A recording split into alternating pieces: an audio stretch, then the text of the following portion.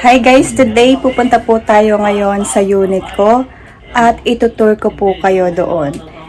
And by the way, yung unit ko po ngayon is binebenta ko na po for personal reason. So tara, samahan niyo po ako mag-tour. Watch this until the end.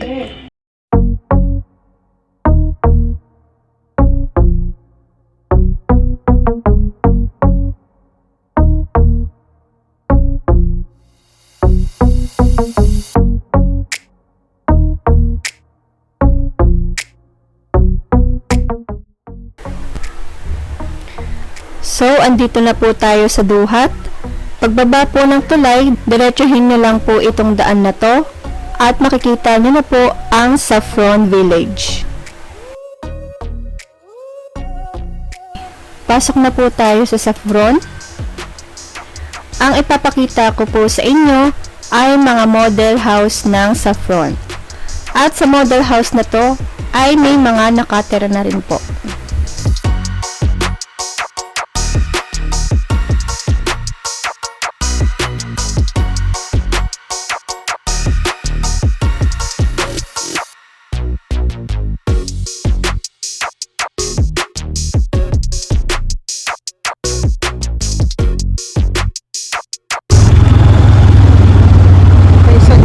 Tayo sa road tree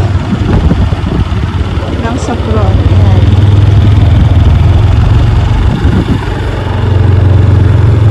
Ito po ang road 4.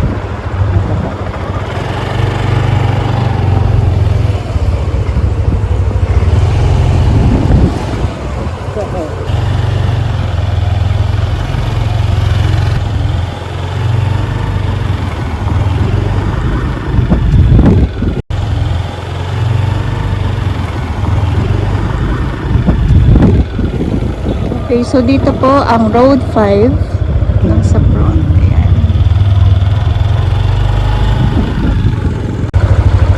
Road 6. Road 7.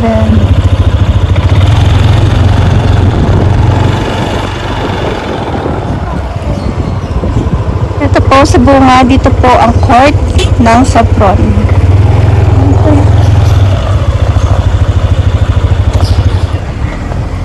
Road 8.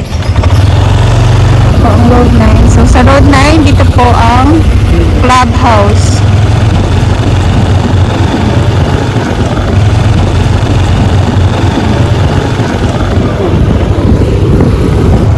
May mga tindahan na rin po dito sa loob ng Saffron. At marami na rin po mga nakatira.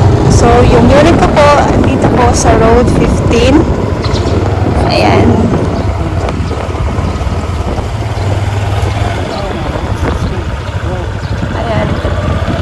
Road 60 na po tayo.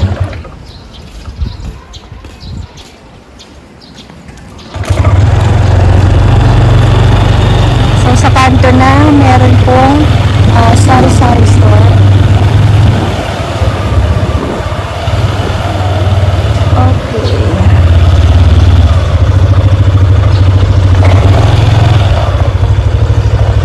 Ayan, andito na po tayo sa unit ko. Ito po yung unit na nabili ko dito sa loob ng Saffron. Ayan. Ayan, medyo may kalit pa po. Hindi pa po siya nalilinisan. At nakabitan pa lang po siya ng kuryente. Kuryente at tubig. Ayan.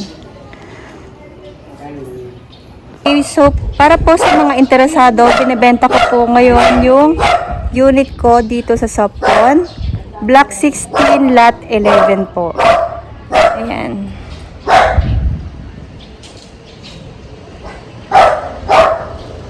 Yan po yung katabi ng unit ko o yung kapitbahay ko. Ayan.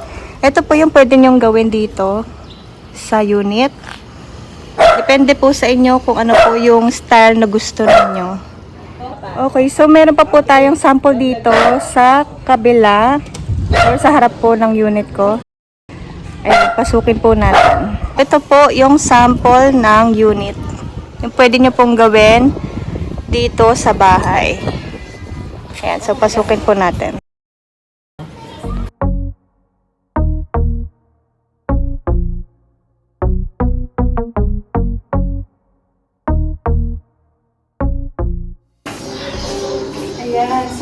yung pwede niyong gawin sa bahay ninyo.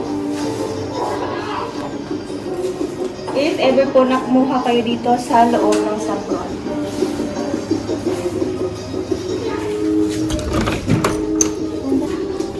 Ayan. So, ito po ang style ng CR nila. Ayan. Ganda po ng pagkakagawa. So, wala pa po yung shower nila dito. Ayan, lalagyan pa po nila yan.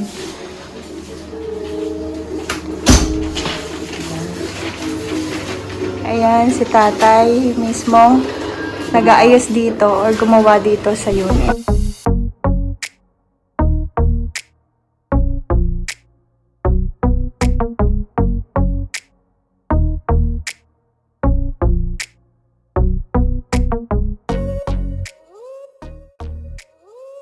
Actually, pwede nyo po itong ipa-extend dito sa likod.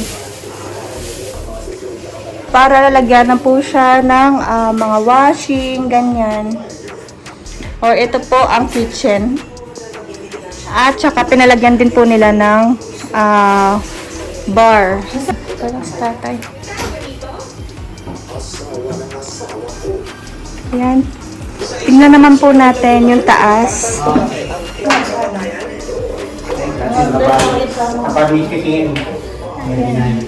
So, binabalot pa po yung hagdanan niya kasi medyo, ano pa siya, medyo basa pa siya. At yung tiles niya ay gawa po sa marble. Dito po sa taas, pwede nyo pong gawing 2 or 3 ang kwarto ninyo. Depende pa rin po sa inyo kung ano ang mas prefer ninyo.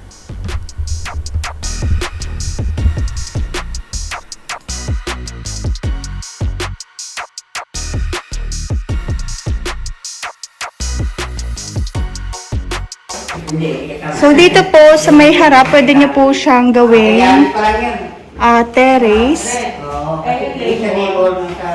Para if ever po na gusto nyong magmuni-muni or magpahangin sa labas, pwede po. Depende po sa style na gusto ninyo. 300 kung tatagigin. Kabila. Ayan. Bali, dito po sa taas, 3 kwarto na po siya dahil in-extend po doon sa loob. Ito master's bedroom. Dapat din na naman.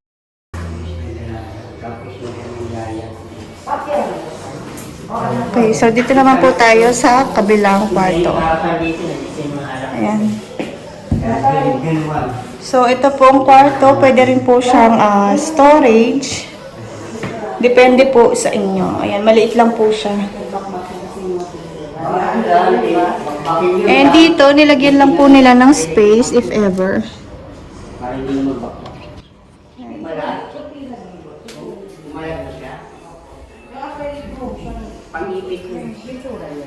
Ito po ang hagdan.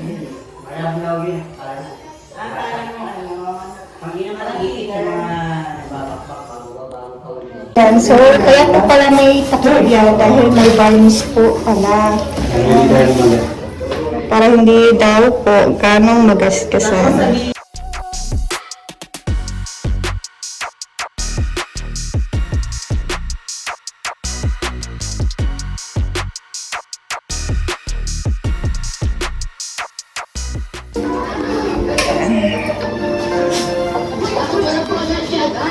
Ayan po ang kanilang chandelier. Dito naman sa baba, pwede nyo pong padagdagan ng another storage room para may lagayan pa po kayo ng iba pang mga gamit.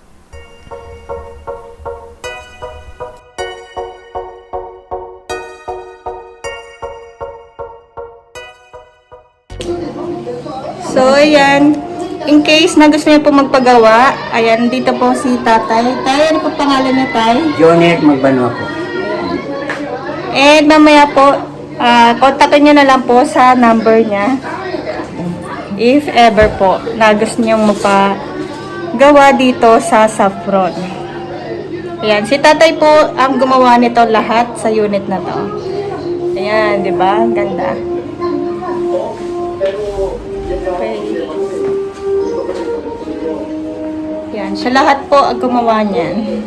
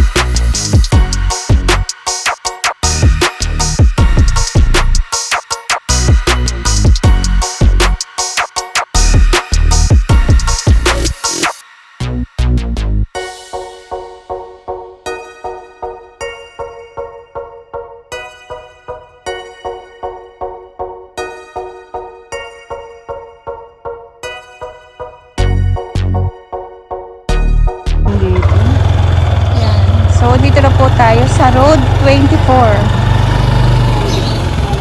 Yes. Kabilang side na po tayo. Okay. Ito na po yung dulo ng saffron.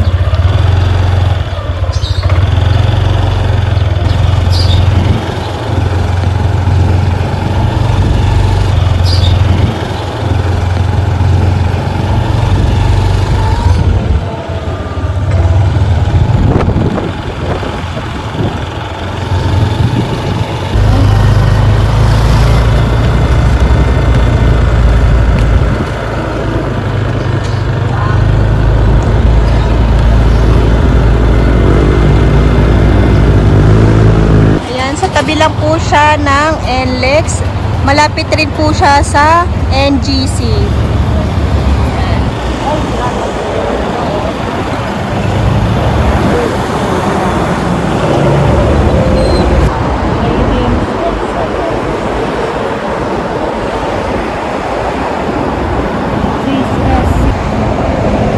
Malapit lang po ang Saffron dito sa NGC or Mega World.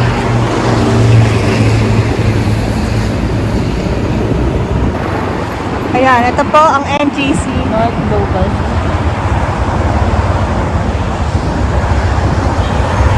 At katabi lang po siya ng NLEX.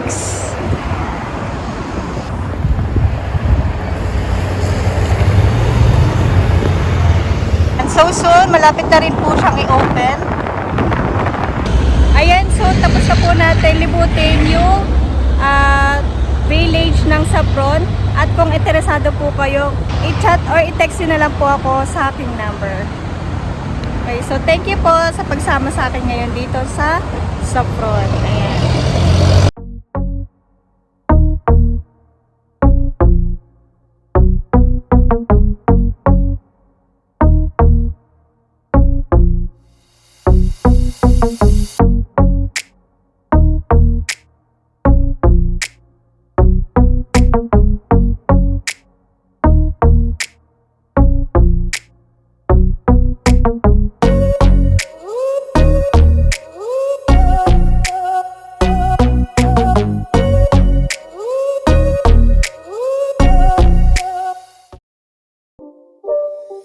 It's not a game, it's a rich thing.